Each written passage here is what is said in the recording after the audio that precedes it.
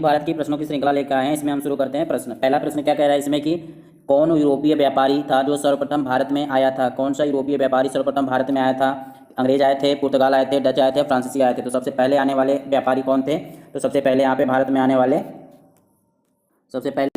वाले यहाँ पे कौन थे? पुर्तगाली थे। कौन थे? पुर्तगाली सबसे पहले भारत में आए थे। अगला प्रश्न है दूसरा क्या कह रहा है कि फ्रांसीसियों का प्रभुत्व भारत में किस युद्ध के उपरांत समाप्त हो गया था? यानी कि फ्रांसीसियों का जो भारत में प्रभुत्व था, कौन सा युद्ध हुआ था जिसके बाद भारत में फ्रांसीसियों का प्रभाव खत्म हो गया था? तो वह था बांडीवास का युद्ध। बांडीवास का युद्ध कब लड़ा गया? ये लड़ा गया था 1760 ईस्वी में। किसके बीच? भारत में फ्रांसीसियों और अंग्रेजों के बीच युद्ध हुआ था। अंग्रेजों को भारत आने का मंतव्य क्या था? किस कारण से अंग्रेज भारत में आया था? व्यापार करने आया था कि धार्मिक प्रचार करने आया था कि तकनीकी प्रचार करने आया था या अपनी श्रेष्ठता स्थापित करने आया था? तो अंग्रेज भारत में आए थे व्यापार करने के लिए। शुरू में आकर इन्होंने यहाँ पे पहले क्या किया था? व्यापार किया था। अगला प्रश्न क्या कह रहा है कि फ्रांसीसियों को हार के प्रमुख कारण कौन थे? फ्रांसीसियों के हार के प्रमुख कारण कौन थे? पांडिचेरी का सामरिक स्थल न होना, अंग्रेजी नौसेना का सुदृढ़ होना, डुप्ले का एक अयुग्म सेनापति होना, या अंग्रेजों में उत्साह अधिक होना। तो फ्रांसीसियों के हार का प्रमुख कारण क्या था? तो फ्रांसीसियों के हार का प्रमुख कारण था कि अंग्रेजों की नौसेना क्या थी? सुदृढ़ थी। क्या थी? अंग्रेजों की नौसेना सुदृढ़ थी। अगला प्रश्न है जेम्स प्रथम का राजदूत जो जहांगीर के दरबार में आया था। जेम्स प्रथम का प्रथम राजदूत कौन था जो जहांगीर के दरबार में आया था? फादर हेरास, बारबोसा, मानियर विलियम्स या सर टॉमस रो? तो जहांगीर के दरबार में कौन आया था? तो सर टॉमस रो आया था। किसके दरबार में? जहांगीर के दरबार में। किसका राजदूत था? या तो जेम्स प्रथम का राजदूत था। अगला प्रश्न है कर्नाटक का युद्ध किस किस के बीच हुआ था? अंग्रेज फ्रांसीसी के बीच, फ्रांसीसी चीनी के बीच, अंग्रेज मराठा के बीच या फ्रांसीसी पुर्तगाली के बीच? तो कर्नाटक का जो युद्ध हुआ था वो अंग्रेज और फ्रांसीसियों के बीच हुआ था। किसके बीच हुआ था? अंग्रेज और फ्रांस के बीच हुआ था। अंग्रेजों को बम्बई कैसे मिला था? अंग्रेजों को बम्बई कैसे मिला? पुर्तगालियों को हराकर, विवाह में दहेज के रूप में, मुगल सम्राट से संधि करके, मराठों से उपहार के रूप में। तो अंग्रेजों को जो बम्बई मिला था वो विवाह के दहेज के रूप में मिला था। अगला प्रश्न है बांडीवास की लड़ाई अंग्रेजों के साथ किससे संबंध के लिए महत्वपूर्ण थी? डच के लिए, पुर्तगाली के लिए, फ्रांसीसी के लिए, मराठों के लिए? तो बांडीवास की लड़ाई अंग्रेजों के साथ किसके संबंध के लिए महत्वपूर्ण थी? तो यह महत्वपूर्ण थी फ्रांसीसियों के लिए महत्वपूर्ण थी। किसके साथ हुआ था? फ्रांसीसी के साथ हुआ था। पुर्तगालियों के विरुद्ध शाहजहां ने किस नगर को घेरा था? पुर्तगालियों के विरुद्ध शाहजहां ने किस नगर को घेरा किया था? तो पुर्तगालियों के विरुद्ध शाहजहां ने सूरत को घेरा था कि गोवा को घेरा था, दमन को घेरा था या हुगली को घेरा था? पुर्तगालियों ने के विरुद्ध शाहजहां ने हुगली नगर को घेरा था। किस नगर को घेरा था? तो हुगली नगर को घेरा था। अंग्रेजों ने भारत में 10वां प्रश्न है कि अंग्रेजों ने भारत में अपनी पहली फैक्ट्री कहाँ पर स्थापित की थी? अंग्रेजों ने भारत में अपनी पहली फैक्ट्री कहाँ पर स्थापित की थी? मद्रास में, हुगली में, सूरत में, बम्बई में? तो अंग्रेजों ने भारत में अपनी पहली फैक्ट्री सूरत में स्थापित की थी। अंग्रेजों ने मद्रास का पट्टा कहाँ के शासक से प्राप्त किया था? चंद्रगिरी से, मैसूर से, कर्नाटक से या गोलकुंडा से? तो अंग्रेजों ने मद्रास का पट्टा कहाँ के शासक से प्राप्त किया था? तो चंद्रगिरी के शासक से प्राप्त किया था। कहाँ के शासक से? चंद्रगिरी के शासक से प्राप्त किया था। भारत ने पहली फैक्ट्री कहाँ स्थापित की थी? भारत में पहली फैक्ट्री कहाँ स्थापित हुई थी? सूरत में, हुगली में, बम्बई में या मद्रास में? भारत में पहली फैक्ट्री कहाँ स्थापित हुई थी? तो भारत में पहली फैक्ट्री सूरत में स्थापित हुई थी। अगला प्रश्न क्या कह रहा है? भारत में यूरोपीय शक्ति द्वारा अपना पहला किला कहाँ निर्मित किया गया था? भारत में यूरोपीय शक्ति द्वारा अपना पहला किला कहाँ निर्मित किया गया था? कोचीन में, कालीकट में, मछलीपट्टनम में या गोवा में? कहाँ स्थापित किया गया था? तो गोवा में स्थापित किया गया था। यूरोपीय कंपनियों में पुर्तगाली भारत में असफल रहे। यूरोपीय कंपनी में पुर्तगाली जो थे वह भारत में असफल रहे। उसके पीछे असफल होने का कारण क्या था? पुर्तगालियों का भारत में असफल होने का कारण क्या था? क्योंकि पुर्तगालियों के पास कोई बंदरगाह नहीं था, पुर्तगालियों की नाविक शक्ति कमजोर थी, पुर्तगाली कोचीन के शासक ने उनका प्रबल विरोध किया, उनकी धार्मिक कट्टरता के कारण भारतीय शासक उनके शत्रु बन गए। तो क्या कारण था कि पुर्तगाली भारत में असफल रहे? तो कौन सा कारण है इसमें? जल्दी बताइए। तो उनकी नाविक शक्ति क्या थी? कमजोर थी। इस वजह से पुर्तगाली क्या हुए? भारत में असफल रहे। भारत में पुर्तगालियों के प्रति अरब व्यापारियों की क्या प्रतिक्रिया थी? पहला, उन्होंने पुर्तगालियों के भारत आगमन का स्वागत किया। दूसरा, संयुक्त रूप से व्यापारिक गतिविधियों को बढ़ाने का प्रयास किया। तीसरा, अरब पुर्तगालियों के विरोधी थे। चौथा, अरबों ने उदासीनता रखी थी। तो इसमें कौन सा कथन सही होगा? तो भारत में पुर्तगालियों के प्रति अरब व्यापारियों की क्या प्रतिक्रिया थी? तो ये ऑप्शन सही हो जाएगा सी, कि अरब जो थे वह पुर्तगालियों के विरोधी थे। अरबवासी क्या थे? वो पुर्तगालियों के विरोधी थे। अगला प्रश्न है कि भारत में पुर्तगाली साम्राज्य की सबसे पहली वायसराय कौन थे? भारत में पुर्तगाली साम्राज्य का सबसे पहला वायसराय कौन था? Vasco D gamma, de Almeida, Albuquerque या इमैनुअल। तो कौन था भारत में पुर्तगाली साम्राज्य का सबसे पहला वायसराय कौन था? तो डी अल्मीडा था। कौन था? डी अल्मीडा था। भारत में पुर्तगाली साम्राज्य का सबसे पहला वायसराय डी अल्मीडा था। डच ईस्ट इंडिया कंपनी का मुख्य उद्देश्य था भारत में व्यापार का विस्तार करना, भारत में साम्राज्य का विस्तार करना, भारत में ईसाई धर्म का प्रसार करना या भारत में इसकी आबादी बसाना था। तो डच ईस्ट इंडिया कंपनी का मुख्य उद्देश्य क्या था? तो भारत में व्यापार का विस्तार करना इसका मुख्य उद्देश्य था।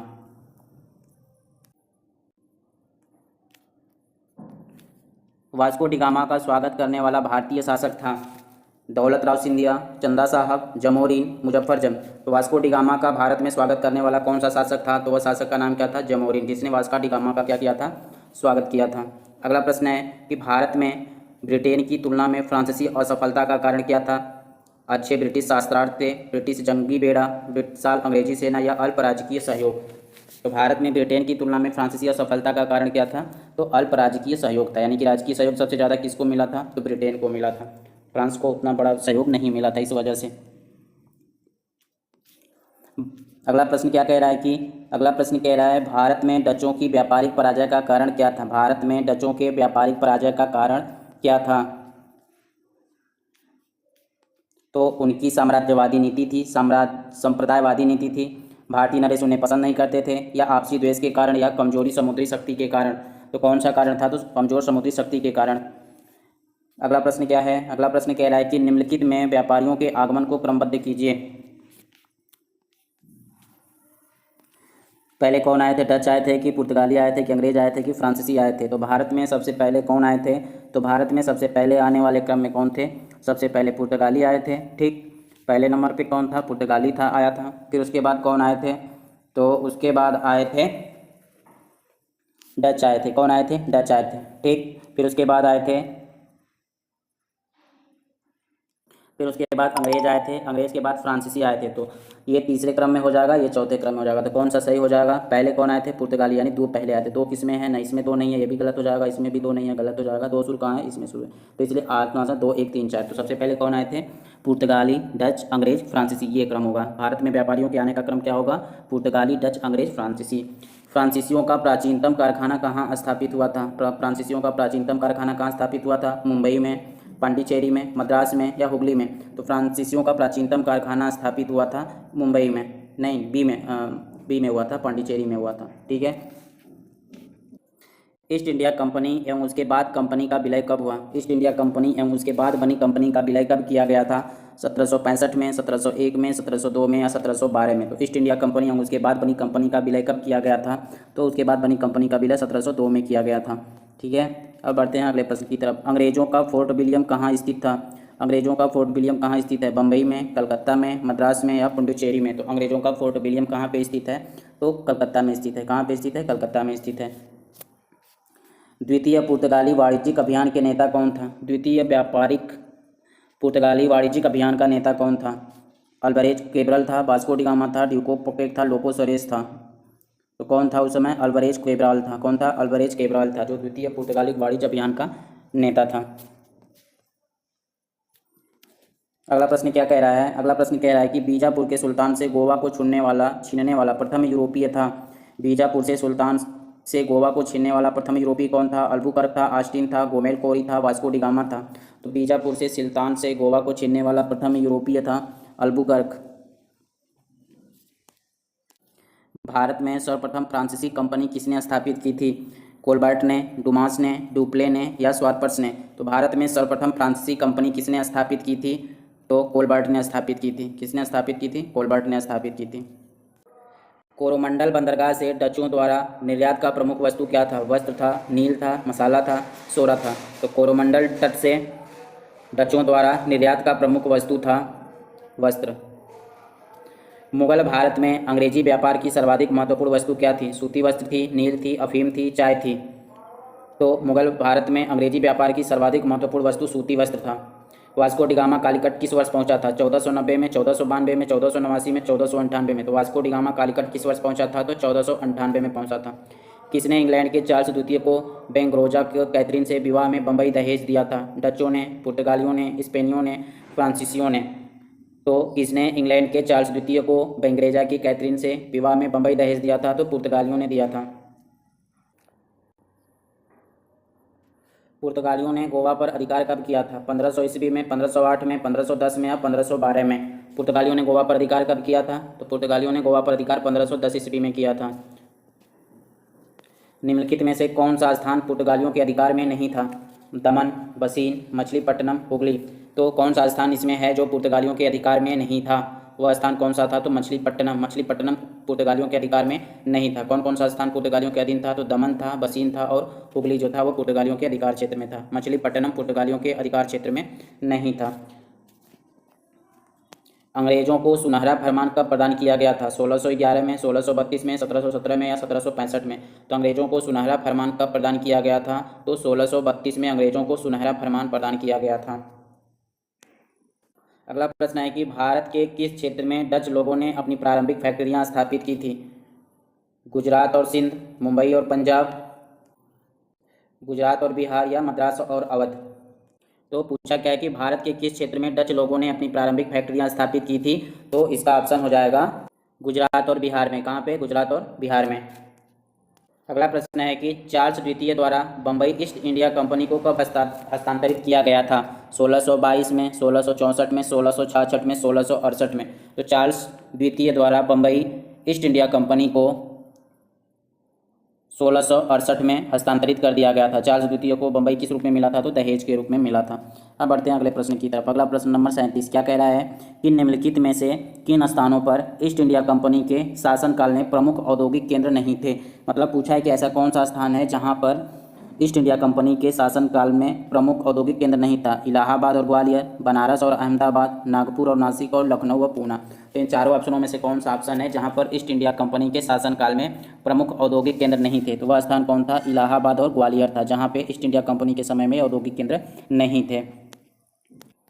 अगला प्रश्न नंबर 38 क्या कह रहा है कि प्रारंभ में यूरोपीय व्यापारियों की रुचि किसमें थी? मसाले में, सिल्क में, नील में, अफीम में? तो प्रारंभ में यूरोपीय व्यापारियों की रुचि किसमें थी? शुरुआत में जब यहाँ पे आए थे तो उनको प्रारंभिक रुचि मसाले में थी। किसमें थी? मसाले में थी। अगला प्रश्न नंबर 38। प्रश्न नंबर 38 क्या कह रहा है कि 18वीं सदी के अंत तक भारत के किस भाग में यूरोपीय ईसाई मिशनरीज अधिक सक्रिय थी?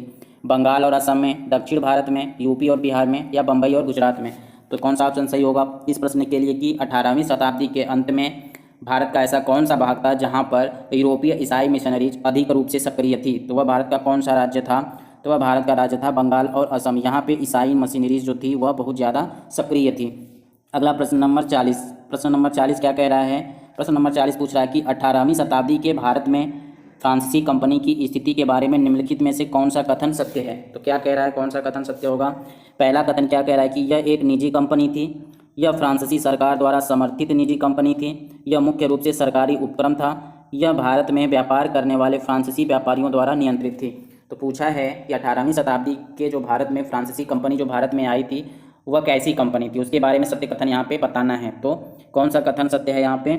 तो जो यह क्या है, यह निजी कंपनी नहीं थी, इसलिए ऑप्शन गलत हो गया। यह फ्रांसीसी सरकारी द्वारा समर्पित निजी कंपनी थी। तो पहले ही ऑप्शन में क्लियर हो गया कि निजी कंपनी नहीं थी, तो यह निजी कंपनी नहीं थी, यह भी गलत हो गया। अब चौथा में क्या कि यह भारत में व्यापार करने वाले फ्रांसीसी व्यापारियों द्वारा नियंत्रित थी। तो यह फ्रांसीसी व्यापारी पहले ही मालूम हो गया कि यह निजी कंपनी नहीं थी, तो ये गलत हो जाएगा। तो कौन सा कथन सत्य है कि यह मुख्य रूप से क्या था? सरकारी उपक्रम था। जो फ्रांस की कंपनी थी जो 18वीं शताब्दी में भारत में आई थी वह किस प्रकार की कंपनी थी? तो वह निजी कंपनी थी। तो इसलिए ऑप्शन नंबर सी सही हो जाएगा। अब बढ़ते हैं प्रश्न नंबर 41 की तरफ।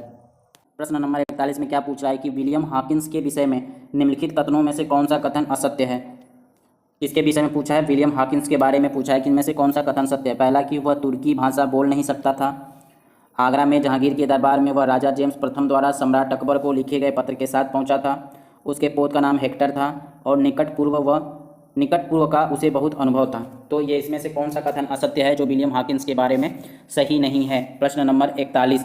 तो इसमें कौन सा कथन सही नहीं है? वह तुर्की भाषा नहीं बोल सकता था, यह कथन गलत है। विलियम हॉकिंस जो था वह बहुत सारी भाषाओं का अध्ययन कर जानता था। वह तुर्की भाषा भी बोल सकता था, फारसी भी बोल सकता था और अंग्रेजी तो बोलता ही था।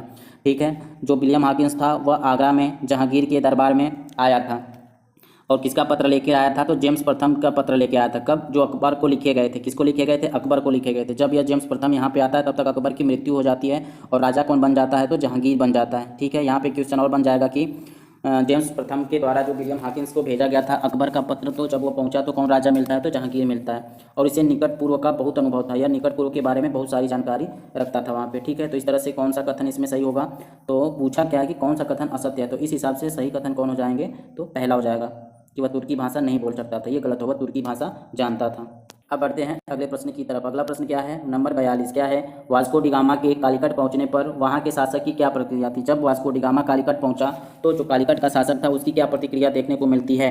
पहला, उसने उसके आगमन पर कोई ध्यान नहीं दिया, उसने बंदरगाह तक पहुंचने पर उसे रोकने का प्रयास किया, उसने उसके साथ मैत्रीपूर्ण स्वागत किया, उसने उससे यथाशीघ्र बंदरगाह छोड़कर जाने को कहा। तो राजा की क्या प्रतिक्रिया देखने को मिलती थी, तो वहाँ पे प्रतिक्रिया देखने को मिली कि जो राजा था जब वास्को डी गामा कालीकट पर पहुंचा तो वहाँ का राजा कौन था, जमोरिन, ठीक है। उसने क्या किया, उसने उसका मैत्रीपूर्ण रूप से स्वागत किया। तो इस तरह से नंबर सी सही हो जाएगा। अब बढ़ते हैं अगले प्रश्न की तरफ। अगला प्रश्न नंबर 43। प्रश्न नंबर 43 क्या कह रहा है कि आरंभ में ब्रिटिश ईस्ट इंडिया कंपनी का क्या नाम था। A British India company to trade with India, a company of merchant of London, a company of private merchants of London, the governor and company of merchants of London trading in the to the East Indies. तो जो east India company है जब वो यहाँ पे आई थी तो प्रारंभ में उसका नाम क्या था। तो जब कंपनी जो आई थी यहाँ पे ईस्ट इंडिया कंपनी, तो प्रारंभ में उसका नाम था the governor and company of merchants of London trading in to the East Indies, इस नाम से वह जानी जाती थी। अब बढ़ते हैं अगले प्रश्न की तरफ। अगला प्रश्न नंबर 44 में क्या पूछ रहा है कि डचों ने प्रथम व्यापारी कोठी कहाँ पर स्थापित की थी। डचों ने प्रथम व्यापारिक कोठी कहाँ पर स्थापित की थी, पुलिकट में स्थापित की थी कि अहमदाबाद में स्थापित की थी कि सूरत में स्थापित की थी या बम्बई में स्थापित की थी। तो डचों ने अपनी प्रथम कोठी कहाँ पर स्थापित की थी, तो पुलिकट में स्थापित की थी। कहाँ पे, पुलिकट में स्थापित की थी, इसलिए ऑप्शन नंबर 1 सही हो जाएगा। अगला प्रश्न बढ़ेंगे। अगला प्रश्न क्या कह रहा है कि ईस्ट इंडिया कंपनी किस चीज़ का भारत से निर्यात करती थी। ईस्ट इंडिया कंपनी जो थी वह किस चीज़ का भारत से निर्यात करती थी, सूती कपड़ा का, नील का, कच्चा रेशम का या कॉफ़ी का। तो ईस्ट इंडिया कंपनी थी जो भारत का निर्यात करती थी। तो भारत से निर्यात करने वाली जो साधन थे वह थे सूती कपड़ा यहाँ से ले जाते थे, नील का उत्पादन करते थे और कच्चा रेशम यहाँ से ले जाते थे, ठीक है। अब पढ़ते हैं अगले प्रश्न से, प्रश्न नंबर 46। फ्रांसीसी राज्य में पांडिचेरी के पूर्व विलायित हो गया था। फ्रांसीसी राज्य में पांडिचेरी के पूर्व विलायित हो गया था कौन सा, चंद्रनगर, कारिकल, माही, उपरोक्त में से कोई नहीं। तो फ्रांसीसी राज्य में पांडिचेरी के पूर्व विलायित हो गया था या विलयित हो गया था, यह कौन सा ऐसा क्षेत्र था जो फ्रांसीसी राज्य में उसका विलय हो गया था। तो कौन सा राज्य था वह, इनमें से कोई नहीं था, यह पांडिचेरी के अंतर्गत ही आते हैं, ठीक है। कौरिकल जो है, माही है, चंद्रनगर एक इसमें आते हैं, तो यह पांडिचेरी के अंतर्गत ही आते हैं, इसमें से कोई नहीं कर फ्रांस में विलायित नहीं हुआ था।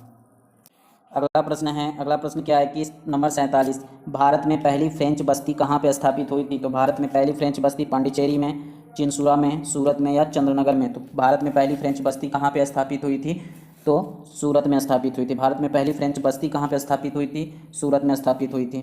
अगला प्रश्न है, मिलान करना है इसमें। अगला नंबर 48 प्रश्न का है, इसमें क्या पूछ रहा है कि सूची 1 को सूची 2 से मिलान कीजिए। डच, इंग्लिश, पुर्तगाली, फ्रेंच, चिनसुरा, हुगली, पॉलीकट, कोवा, कौन सी कंपनी जो थी कौन से क्षेत्र में थी, तो उसे हमें मिलान करना है। तो डच कहाँ पे थी, तो यहाँ पे हम देखेंगे डच कहाँ पे है, तो डच हमारा है पुलिकट में है, ठीक। फिर उसके बाद इंग्लिश कंपनी कहाँ थी, तो वह हुगली में थी, यानी हुगली मतलब बंगाल में। पुर्तगाली कहाँ थे, पुर्तगाली गोवा थे। और फ्रेंच कहाँ थे, तो फ्रेंच चिनसुरा थे, ठीक है। तो इस तरह से ऑप्शन क्या हो जाएगा, ऑप्शन हो जाएगा ये हो जाएगा हमारा, इस तरह से ये 2 हो गया, ठीक, ये 3 हो जाएगा, फिर उसके बाद ये 1 हो जाएगा, ये 4 हो जाएगा। तो ये ऑप्शन कहाँ मिल रहा है, 2, 3, 1, 4 किस में है, तो 2, 3, 1, 4 नंबर सी में, तो इसलिए ऑप्शन सी से हो जाएगा, ठीक।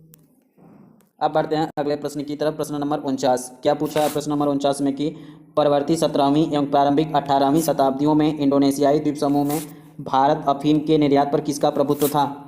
गुजरात एवं मारवाड़ी व्यापारियों का, पुर्तगालियों का, डच ईस्ट इंडिया कंपनी का या इंग्लिश ईस्ट इंडिया कंपनी का।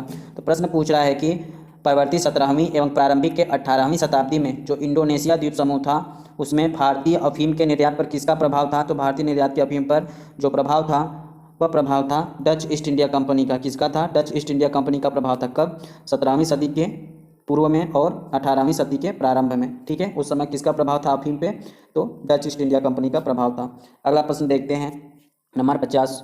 बंगाल के प्रमुख बंदरगाह हुगली से पुर्तगालियों को निष्कासित करने वाला मुगल बादशाह कौन था।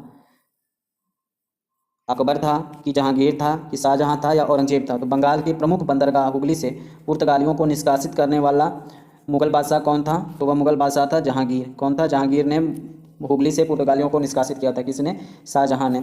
अगली प्रश्न है प्रश्न नंबर 51। क्या कह रहा है? प्रश्न नंबर 51 कह रहा है कि भारत के पश्चिमी तट के निम्नलिखित में से किस स्थल पर इंग्लिश फैक्ट्री थी? कोचीन में, तेलीचेरी में, कन्नूर में, कालीकट में। यानी कि जो इंग्लिश फैक्ट्री है वह भारत के पश्चिमी तट पर किस स्थान पर थी? तो वह स्थान है तेलीचेरी। यानी कि पूछ रहा है इसमें पूछ रहा है कि इंग्लिश कंपनी यानी कि ईस्ट इंडिया कंपनी की जो फैक्ट्री थी पश्चिमी तट पर वो कौन से स्थान पर थी? तो तेलीचेरी स्थान पर थी। निम्नलिखित अगला प्रश्न है 52 में क्या कह रहा है कि निम्नलिखित में कौन सही सुमेलित है?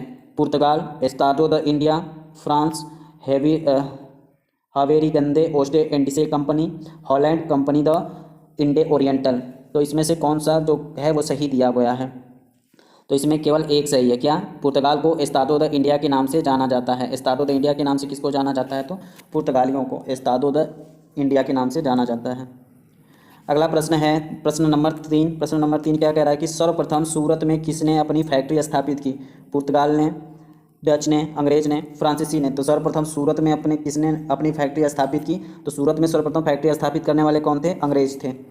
अब बढ़ते हैं अगले प्रश्न नंबर 54 के पास। इसमें क्या प्रश्न है? पुर्तगालियों ने क्रमशः गोवा जीता और हरमुज को खो दिया। कब? पुर्तगालियों ने गोवा को कब जीता और हरमुज को कब खोया? 1505 में, 1598 में, 1510 में, 1605 में, 1510 में या 1622 में, 1515 या 1618 में। तो पुर्तगालियों ने क्रमशः गोवा जीता था। तो गोवा कब जीता था पुर्तगालियों ने? तो 1510 में पुर्तगालियों ने गोवा जीता था। तो 1510 ऑप्शन किस में है? 2 में है, केवल एक बी में है और एक सी में 1510 दिया हुआ है। हरमुज को कब खोया था? तो हरमुज को खोया था पुर्तगालियों ने 1622 ईस्वी में। तो कौन सा ऑप्शन सही हो जाएगा? सी, क्योंकि 1622 में इन्होंने हरमुज को खोया था और 1510 में इन्होंने गोवा को जीता था। अगला प्रश्न क्या है? अगला प्रश्न नंबर है 55 में क्या है? किसी निम्नलिखित यूरोपीय व्यापारी कंपनियों के पर्यवेक्षण में कासिम बाजार नगर ने 17वीं शताब्दी में सर्वाधिक मात्रा में रेशमी तागों का उत्पादन किया था। तो वो कौन सी कंपनी थी जिसके पर्यवेक्षण में कासिम बाजार नगर में सर्वाधिक मात्रा में रेशमी तागे का उत्पादन किया गया था? Dane, English, Dutch, French. कौन सी कंपनी थी? तो वह कंपनी थी डच। ठीक, अब बढ़ते हैं अगले प्रश्न की तरफ। अगला प्रश्न क्या है? नंबर 56 में क्या कह रहा है कि निम्नलिखित में से किसने सर्वप्रथम यूरोपीय चल धातु सादृश्य मुद्रण यंत्र में रुचि ली? मीर फातुल्ला सिराजी ने, जहांगीर ने, भीमजी पारेख ने या मुबारक मुकर्रब खां ने। तो किसने ली थी? भीमजी पारेख ने ली थी। ठीक है, यूरोपीय चल धातु सदृश मुद्रण यंत्र में रुचि किसने ली थी? तो भीमजी पारेख ने ली थी। अगले प्रश्न की तरफ बढ़ते हैं 57। क्या कह रहा है कि ईस्ट इंडिया कंपनी ने किस हेतु भारत में निवेश शब्द का प्रयोग किया था? ईस्ट इंडिया कंपनी ने किसके लिए भारत में निवेश शब्द का प्रयोग किया था? भारतीय वस्तुओं को खरीदने के लिए, उनके बुलियन आयात के लिए, भारतीय वस्तुओं को क्रय हेतु बक्सर की लूट के लिए, निःशुल्क अंतर्देशीय व्यापार से लाभ एवं दीवान राजस्व का अधिशेष के लिए, भारत में खरीद के लिए और साहूकारों से उधार के लिए, उधार लिया हुआ धन। तो किसके लिए भारत में निवेश शब्द का प्रयोग किया गया था? ईस्ट इंडिया कंपनी के लिए।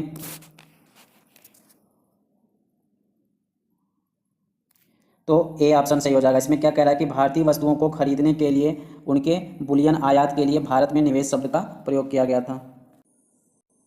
अगला प्रश्न नंबर है 66। इसमें क्या पूछ रहा है कि 1690 ईस्वी में कलकत्ता की स्थापना किसने की थी? कोलबर्ट ने, जॉब चार्नक ने, क्लाइव ने या डुप्ले ने। तो 1690 ईस्वी में कोलकाता की स्थापना हुई थी और कोलकाता की स्थापना किसने की थी? तो जॉब चार्नक ने की थी। इसमें 3 गाँवों को मिला के, यानी कौन कौन से गांव थे? एक सूतानाती था, एक क्या था? एक सूतानाती था और एक गोविंदपुर था, एक था गोविंदपुर और एक था कालीकाटा। इन तीनों को मिला के क्या बनाया था? कलकत्ता का शहर की स्थापना की गई थी। कब? 1690 ईस्वी में। किसने की थी? तो जॉब चार्नक ने की थी। अब बढ़ते हैं अगले प्रश्न की तरफ। प्रश्न नंबर 67। किस अंग्रेज गवर्नर को औरंगजेब ने भारत से निष्कासित कर दिया था? रॉबर्ट क्लाइव को, ओंगियार को, सर जॉन चाइल्ड को, फ्रांसिस कारो को। तो किस अंग्रेज गवर्नर को औरंगजेब ने भारत से निष्कासित किया था? तो अंग्रेज गवर्नर कौन था? वो अंग्रेज गवर्नर था सर जॉन चाइल्ड। जान खा रखा था औरंगजेब का, इसीलिए उसने भारत से इसको भगा दिया। भाग यहाँ से भाग जा। सर जॉन चाइल्ड को भगा दिया था। किसने? औरंगजेब ने भगा दिया था। मद्रास की स्थापना किसने की थी? फ्रांसिस डे ने, जॉब चार्नक ने, क्लाइव ने, कोलबर्ट ने। तो मद्रास की स्थापना किसने की थी? मद्रास की स्थापना करने वाला कौन था? मद्रास की स्थापना करने वाला था फ्रांसीसी डे ने मद्रास की स्थापना किया था। मद्रास की स्थापना कब की गई थी? तो मद्रास की स्थापना 22 अगस्त 1639 में की गई थी। किसके द्वारा? फ्रांसीसी डे के द्वारा। अगला प्रश्न है 69 प्रश्न में क्या कह रहा है कि अंग्रेज कंपनी को किसने कहा था कि यह एक कुत्सित या नीच, झगड़ालू लोग और बेईमानी कंपनियों की कंपनी है? बंगाल के सूबेदार शाइस्ता खान ने, मुर्शीद कुली खान ने, औरंगजेब ने या मीर जुमला ने। तो कौन सा मुगल शासक था जिसने अंग्रेज कंपनी को कहा था कि यह एक कुत्सित या नीच या झगड़ालू लोग और बेईमान व्यापारियों की कंपनी है? तो यह बात किसने कही थी? तो यह बात कही थी बंगाल के सूबेदार शाइस्ता खां ने कहा था। कौन कहा था? बंगाल के सूबेदार शाइस्ता खां ने कहा था। ईस्ट इंडिया कंपनी का लोकप्रिय नाम क्या था? ईस्ट इंडिया कंपनी का लोकप्रिय नाम क्या था? John company, Job Charnock company, company of merchants of London, या उपर्युक्त में से कोई नहीं? तो East English East India company का लोकप्रिय नाम था जान कंपनी। जान कंपनी, वाह भाई, जान कंपनी।